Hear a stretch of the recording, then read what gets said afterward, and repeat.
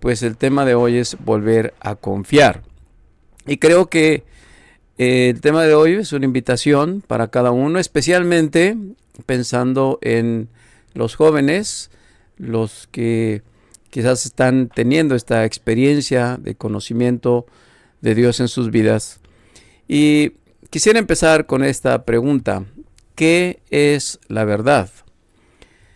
Es posible que si vamos a internet o a algún tipo de diccionario y buscamos la palabra verdad, pues haya muchísimas definiciones del concepto que es la verdad. Pero realmente la pregunta correcta no es ¿qué es la verdad?, sino la pregunta debería ser ¿quién es la verdad? ¿Quién es la verdad? Porque creemos a veces que la verdad es algún concepto, alguna idea, alguna forma de interpretar las cosas, la realidad. Sin embargo, la verdad, de acuerdo al concepto bíblico, no es un concepto, sino más bien es una persona. Hay una frase que dice que hay tantas verdades paralelas como humanos que deseen creerlas. Imagínense, si cada quien tuviese su verdad paralela, pensemos en una población de 8,000 millones de seres humanos, pues sencillamente son demasiadas verdades para creer. Y nos damos cuenta cuando analizamos cada uno de esos conceptos que pretenden ser verdad, nos damos cuenta que muchos de ellos son simplemente ideas imprecisas, no son claras, no llevan a algo que pueda satisfacer. Son mentiras enmascaradas, es decir, parecieran verdad, pero en el fondo hay una mentira encerrada. Y desde luego son conceptos que carecen de valor eterno, que no tienen por sí mismo un elemento que satisfaga al ser humano, porque en su intento del ser humano por andar buscando la verdad, pues muchas veces si recurre a este tipo de conceptos, de ideas, termina más vacío que si realmente fuera a la fuente real de la verdad.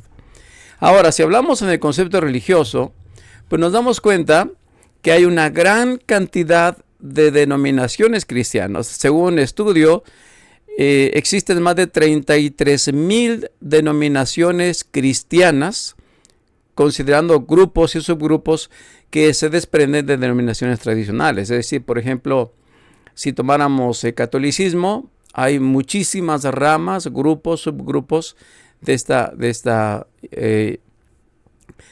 postura religiosa. Si tomamos el protestantismo, pues muchísimo más.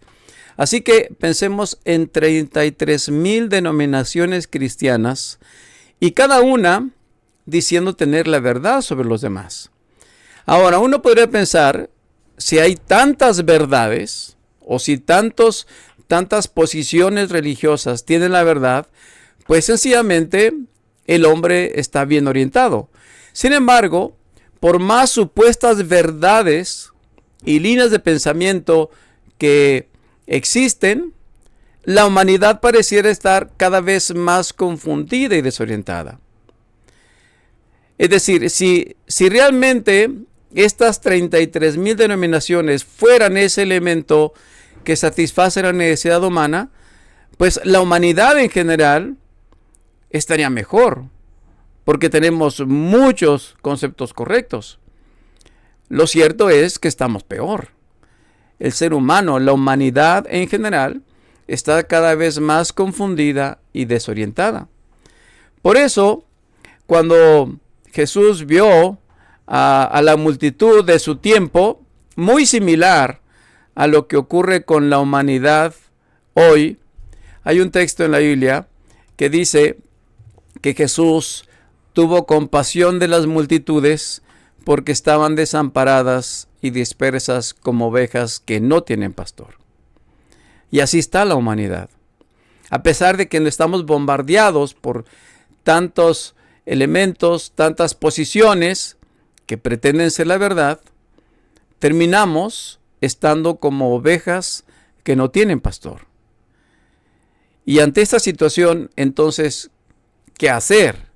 ¿Cómo ofrecer al hombre alguna vía o algún camino que pueda llevarlo realmente a aquello que pueda satisfacer su vacío? Porque todos tenemos en nuestro corazón un vacío que necesita ser llenado con la verdad, pero no con una postura o con una mentira o con algún tipo de filosofía, sino con la verdad. Por eso Jesús dijo: yo soy el camino, la verdad y la vida. Nadie viene al Padre si no es por mí. En medio de toda esta confusión que se produce por ese intento del hombre por encontrar algo que le satisfaga, finalmente hay solamente un camino. Noten ustedes cómo el texto dice: el camino, la verdad y la vida. Esos tres conceptos son Jesús. Jesús es el camino, Jesús es la verdad, Jesús es la vida. Y Él es el único medio para poder llegar al Padre. Porque el único elemento que puede llenar ese vacío que todos tenemos es la relación con Dios, es decir, la relación con el Padre. Y no podemos encontrar ese camino al Padre siguiendo alguna tendencia, alguna posición, alguna filosofía, alguna corriente, por más atractiva que sea, si no vamos por el camino correcto, que es Jesús. Jesús lo dijo claramente: yo soy el camino, la verdad y la vida. Significa entonces que si queremos encontrar la verdad, tenemos que ir a Jesús. Él es el camino, la verdad y la vida. La verdad no es un conjunto de ideas abstractas. La verdad no es un edificio, ni una filosofía de hechura humana. La verdad es una persona llamada Jesús. Por lo tanto, no hay nada ni nadie que pueda llenar el vacío del hombre como lo hace Jesús. No hay nada. Sus verdades no solo convencen o satisfacen las inquietudes intelectuales o cognitivas del hombre, sino que ofrecen una esperanza a todo problema e inquietud del alma y aún sobre la muerte, que digamos es ese elemento que de pronto parece traer mucha confusión a las personas. Vamos a entenderlo un poquito en la cita que encontramos en Juan 8, 31 al 33. Noten ustedes lo que dice este versículo. Vamos a desprender algunos elementos importantes de esta cita. Jesús les dijo, aquí Jesús está hablando a sus oyentes desde luego, pero entre este grupo de personas pues hay dirigentes religiosos que pretendían ser quizás más sabios que los demás. Jesús les dijo a los que creyeron en él: ustedes son verdaderamente mis discípulos si se mantienen fieles a mis enseñanzas, y conocerán la verdad, y la verdad los hará libres. Nosotros somos descendientes de Abraham, le respondieron. Nunca hemos sido esclavos de nadie. ¿Qué quieres decir con los hará libres? Quisiera que analicemos una frase de este texto. Dice esta frase: ustedes son verdaderamente mis discípulos si se mantienen fieles a mis enseñanzas y conocerán la verdad, y la verdad los hará libres. Y ahora, este texto nos enseña algo interesante. ¿Cómo podemos ser verdaderos discípulos de Jesús? ¿Cómo? Dice, si se mantienen fieles a mis enseñanzas. Y entonces entendemos, ya sabemos que el único camino que nos lleva al Padre es Jesús.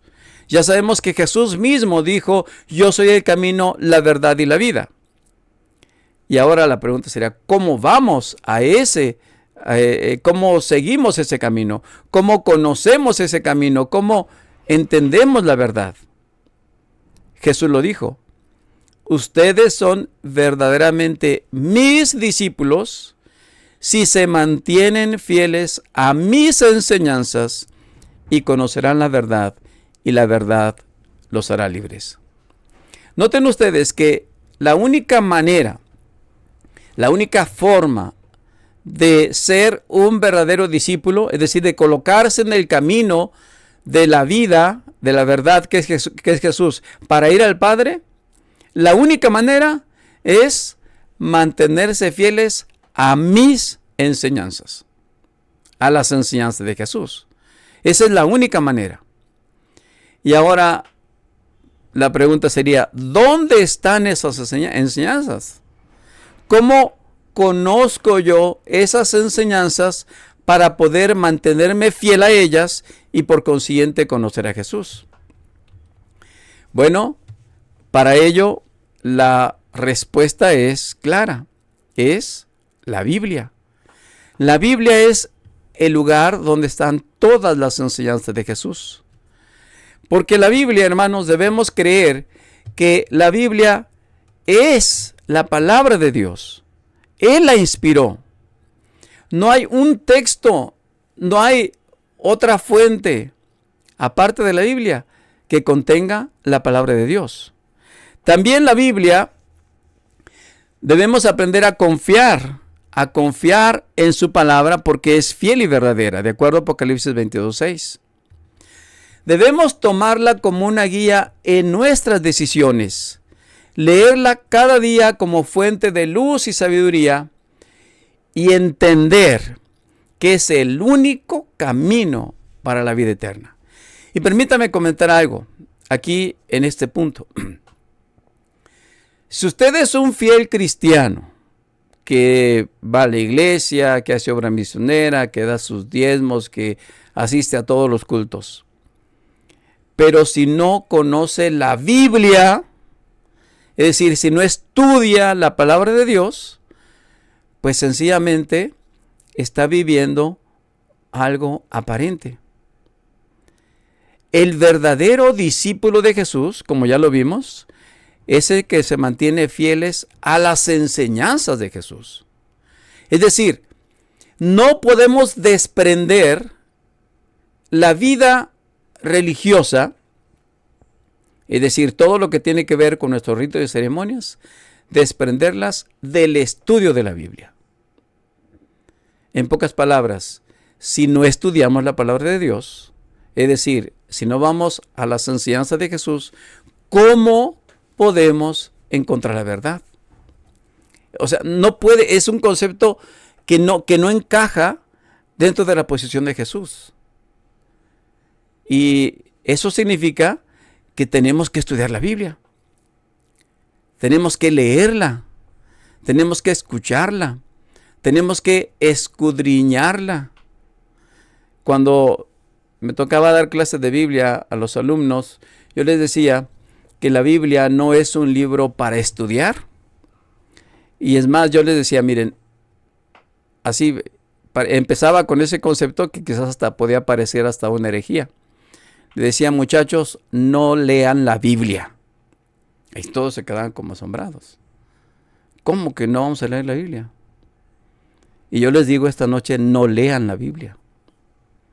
Escudriñen la Biblia.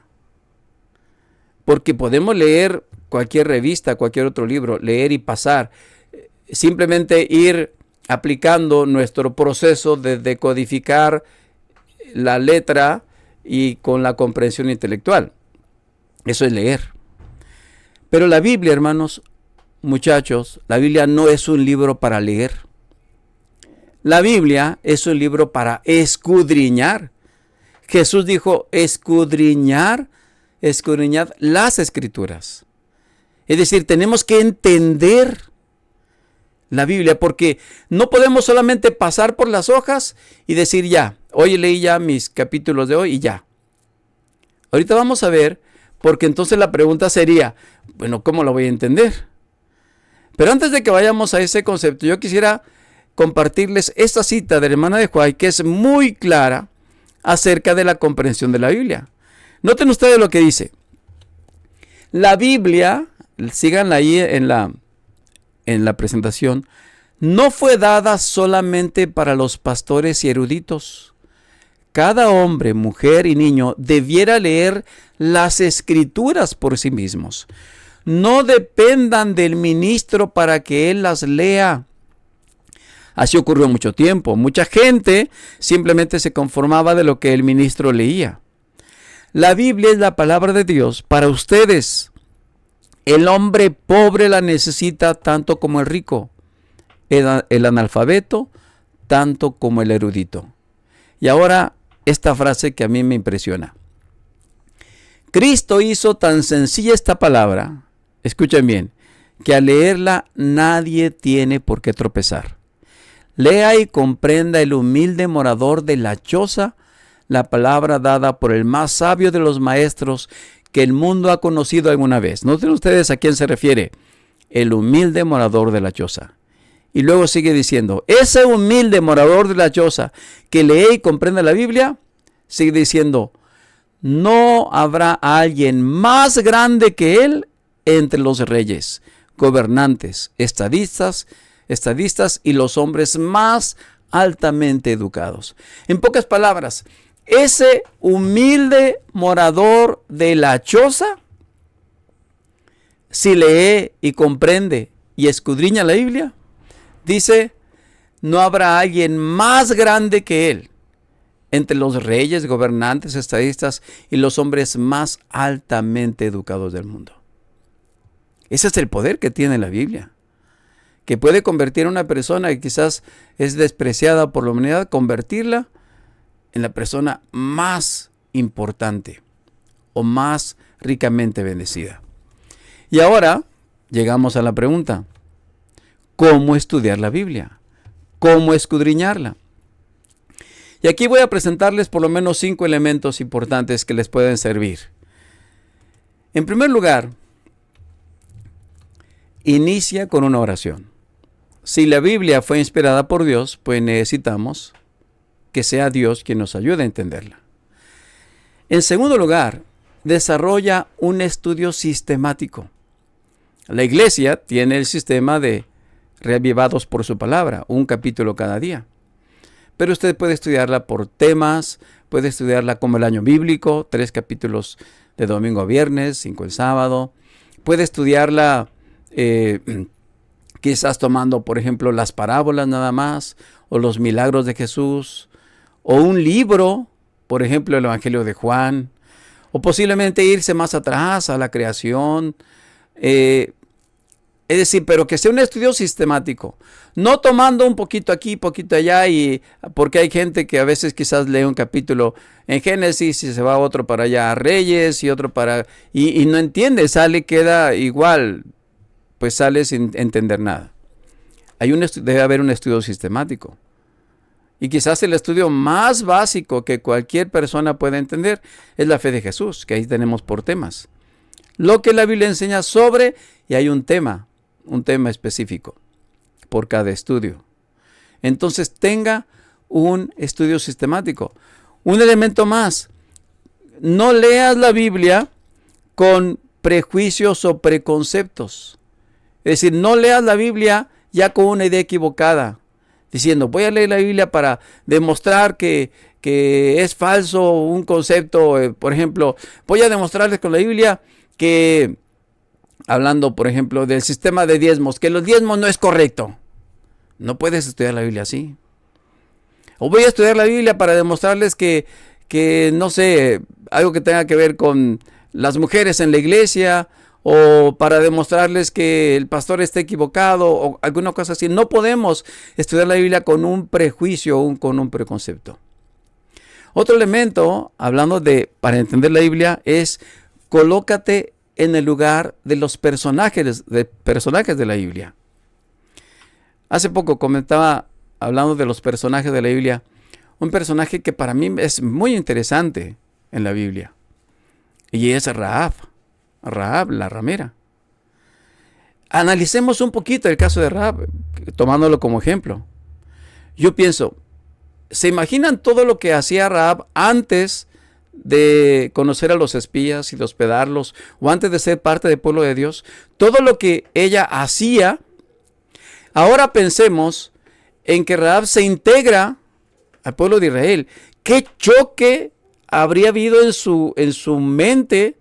Porque venía de un concepto totalmente mundano, pervertido, y ahora se integra a Jesús. Y al pueblo de Israel. Y lo más interesante es que de la descendencia de Rahab nacería Jesús. O sea, ¿cómo ocurre eso? ¿Cómo fue el proceso de Rahab para adaptarse al pueblo de Israel? ¿Habrá gente que no la quería, que la criticó, que quizás estuvo señalándola y diciendo, ¿y esta por qué está aquí? El caso de Salmón, que fue el que se casó con ella, porque dice que Rahab se casó con Salmón. ¿Quién era Salmón? ¿Cómo fue que vio en una prostituta una persona para hacerla su compañera de vida y que un hijo de esa relación finalmente terminaría en la descendencia del rey David y finalmente en Jesús? Interesante el personaje de Rahab. ¿Qué ocurría en la casa de Rahab mientras que el pueblo de Israel estaba dando vueltas a la ciudad de Jericó? La preocupación de que el hilo de grana, esa cuerda, estuviese ahí, que fuese visible, que fuese clara. ¿Cómo era la familia de Rahab? ¿El papá estaba de acuerdo? ¿La mamá? ¿Sus hermanos que finalmente se salvaron? Noten ustedes todo lo que podemos desprender en base a un personaje. Colócate en el lugar de ese personaje y piensa cómo ese personaje se benefició con el contacto de la verdad. Y desde luego, un último concepto, comparte lo que aprendes. Siempre habrá alguien que necesite escuchar un poco más de la verdad que tú tienes. Quizás eso que para ti es muy común. Alguien a tu alrededor, no sé, un compañero, alguna persona, un vecino, alguien que te rodea, alguien lo va a saborear, lo va a disfrutar. Algo que para ti quizás es tan común, tan propio de tu vida. Jesús dijo lo siguiente: si el Hijo los hace libres, ustedes serán verdaderamente libres. Y queridos hermanos, estamos en un mundo donde de alguna forma todos estamos esclavizados. Esclavizados por los vicios, por la rutina, esclavizados por el mundo en que vivimos, por las teorías, por todo lo que vemos, estamos esclavizados. La única manera de ser libres es a través del Hijo, y el Hijo lo conocemos a través de la palabra de Dios. Termino leyendo esta frase: lejos de Jesús solo encontrarás confusión, una vida de fantasía pero no realidades, y lo más triste, un destino incierto frente a la eternidad. Es momento de dar un giro a tu vida. Aún tienes tiempo mientras hay vida y oportunidad. Ven a Jesús tal y como estás, confundido, perdido en tus pensamientos y recuerdos, sintiéndote así por una culpa que no se va. Ven a Jesús, extendiendo tus brazos débiles para sostenerte. Son más fuertes que los nuestros, y por ti cargaron una pesada cruz para darte vida y vida en abundancia. Ven a Jesús. Vuelve a confiar en Jesús. Que Dios les bendiga, queridos jóvenes.